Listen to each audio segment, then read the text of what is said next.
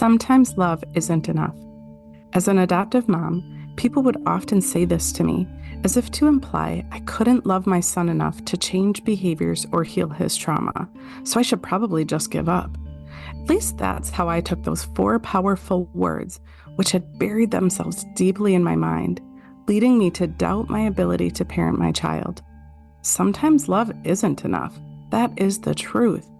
Oftentimes, you need love and powerful, personalized tools to raise a child who's experienced trauma and disrupted attachment, or a child who you're struggling to connect with. I am on a mission to help parents raising kids with a tricky past to show up with unconditional love and practical tools to lovingly manage even the most challenging of times. Be sure to subscribe to our podcast and follow us on Instagram and Facebook. Plus, if you like what you hear, I'd love for you to leave a review. Now let's get to the good stuff.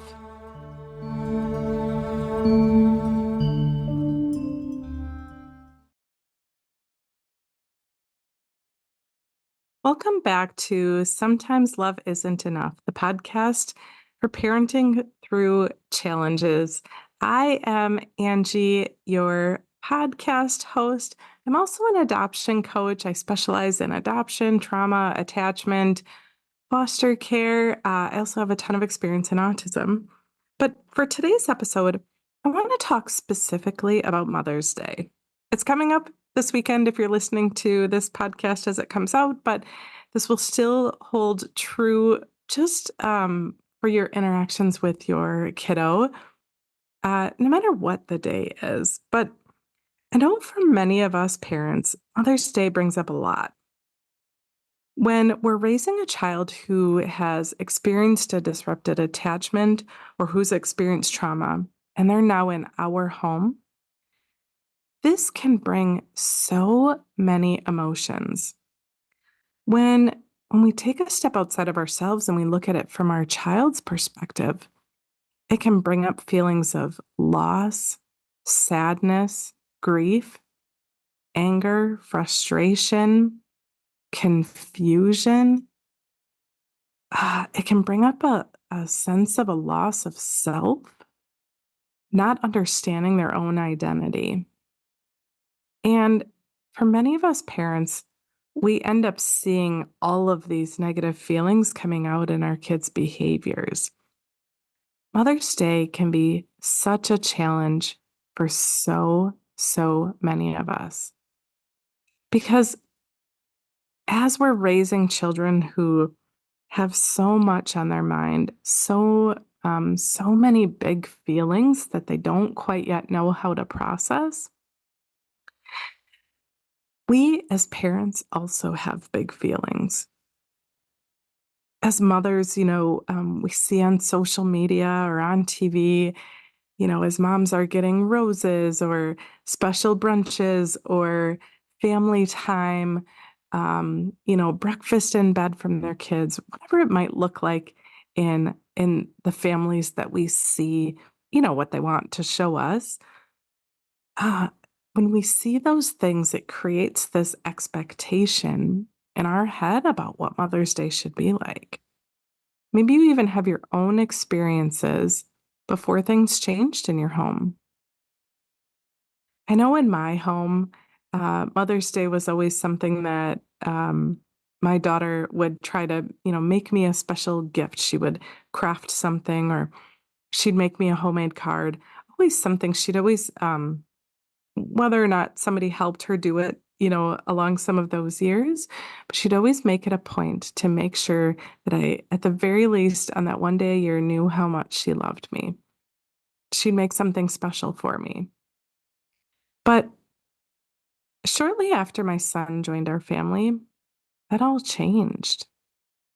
I had these expectations for what Mother's Day would be like, but instead of, breakfast in bed or sweet little gifts or homemade cards, I ended up encountering behaviors, frustration, canceled plans instead of having plans.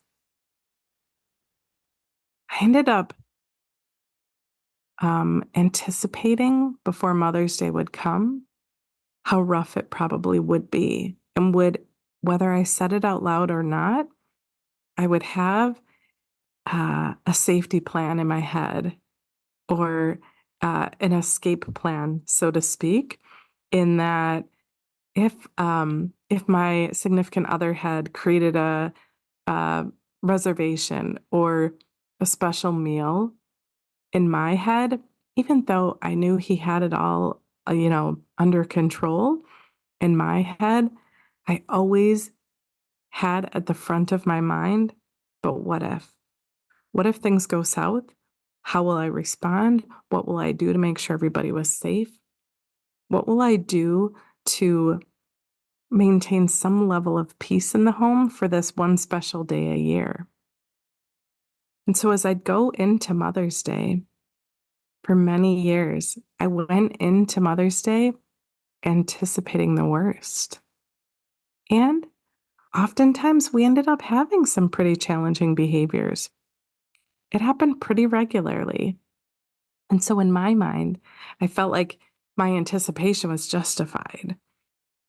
I felt like my expecting the worst was just inevitable, that things were going to go south one way or another. And so I'd rather, you know, I would advocate that we would do meals at home instead of going out to eat, or I would advocate that we'd stick close to home in case something happened that we needed to come home quickly. I would change our plans and change my mood because I was anticipating that things were going to go south. When I look back, I didn't do a great job of acknowledging how hard these days would be for my son. I didn't spend time really listening to him and what he needed in those days.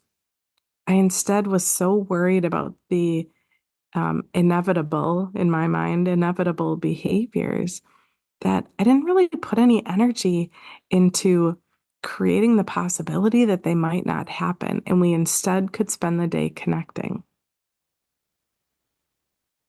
I couldn't imagine that we would have a happy, loving, connected day on Mother's Day because I had become accustomed to them being unpleasant. And so, what I would like to propose for you as you are thinking about this upcoming Mother's Day is to start by creating a vision of what you'd like Mother's Day to look like. As you're imagining what you'd like it to look like, it doesn't necessarily need to include certain things or places or food, but I'd really encourage you to imagine what kinds of feelings you'd like to have with your child, what kind of connection you'd like to spend the day making with them. I encourage you to spend some time at the calm part of your day, really imagining that your Mother's Day, or really any day, could be lovely. And I know that that might sound so foreign right now, but stick with me because you decide how you feel about your days. You decide how you feel about everything. We often feel that our feelings are inevitable because of outside circumstances, but that isn't actually the truth. The truth is that we have total authority over our own feelings and our own thoughts. Nobody else does, not even our kids. Even if up until this point, you have blamed, not on purpose, but you have blamed your child for your feelings. I feel frustrated because my child is doing X, Y, or Z. I feel overwhelmed because this, and that are happening in my home. I feel resentful because of whatever circumstance is happening with your child.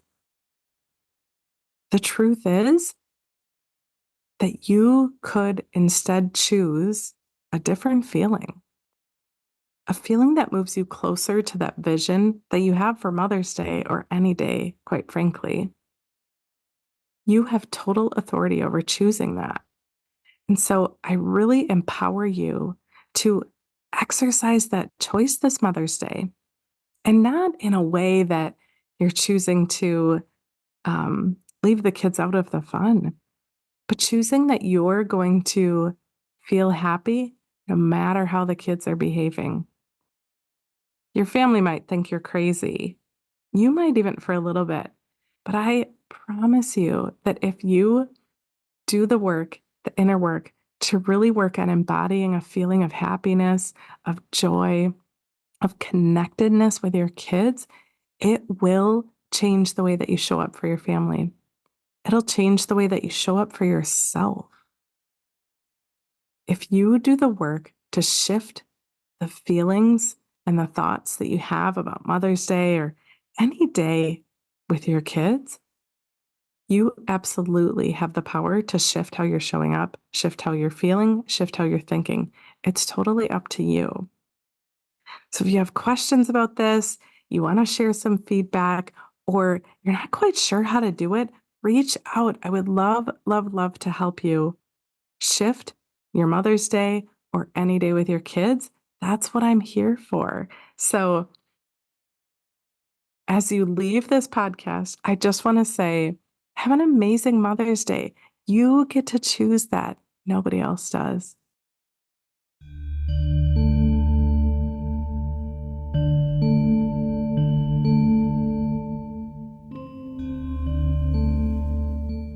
I hope that you found this episode so incredibly powerful. Thank you for joining us for Sometimes Love Isn't Enough. If you resonated with what you heard here, please subscribe to this podcast and give us a review. You can also follow us on all the socials.